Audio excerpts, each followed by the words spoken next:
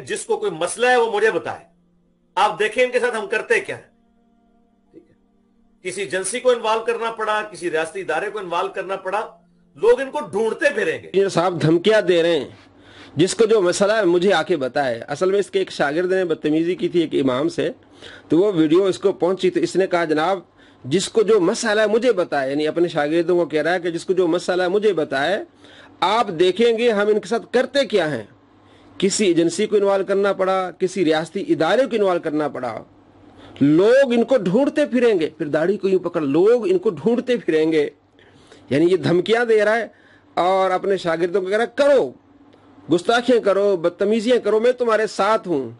लेकिन ऐसा हुआ जैसे सूरह हशर में आयत नंबर 16 में अल्लाह करीम फरमाता है, औज़ु बिल्लाहि मिनश शैतानिर रजीम, बिस्मिल्लाहिर रहमानिर रहीम। कमथली शैतान, ऐसे लोगों की मिसाल शैतान की तरह है।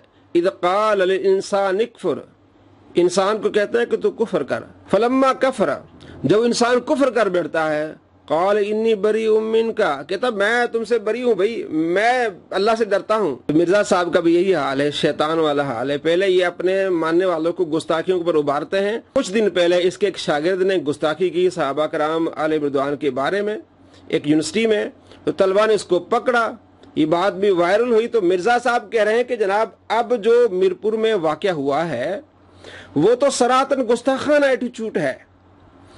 अच्छा, ये जो कुछ उस लड़के ने किया है, एक तो आपके अल्फाज का चुनाव बहुत गलत है।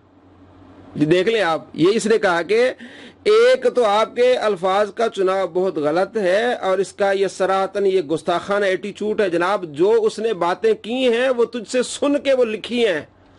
अगर वो लड़का गुस्ताख है, उसका ये गुस्ताखाना अंदाज है, जनाब ये सारे अंदाज उसने आपसे सीखे हैं।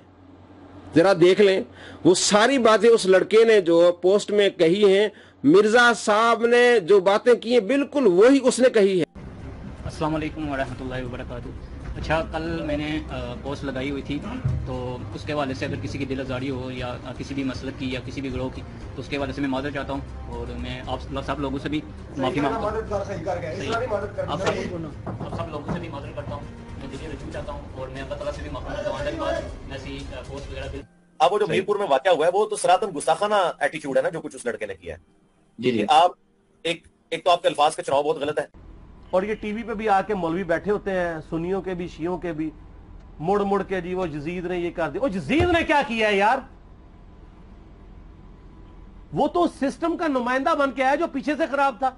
सैयदना अली के कत्ल के बाद इस उम्मत पे अजाब आया है, और अजाब क्या आया? बलूकियत की शक्ल में मुसल्लत हो गया। वो शख्स है, यानी ये सुन्नत को बदलने वाला और ये बिदअत जारी करने वाला वो शख्स है जिसने खिलाफत के इंतखाब की सुन्नत को बदल कर उसको विरासत बना दिया। हम पूछते हैं बनु उमैया में ये कौन सा शख्स है?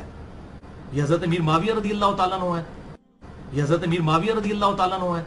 इससे ये तल्ख हकीकत भी खुल के सामने आई कि सुलह हसन 41 हिजरी से लेकर मुसलसल 60 साल तक 99 हिजरी में जब सैयदना उमर बिन अब्दुल अजीज खलीफा बने, उस वक्त ये बिदअत खत्म हुई कि मिंबरों पर सब्बो शतम होता था मौला अली पर रज़ियल्लाहु ताला अन्हु अलैहि सलाम।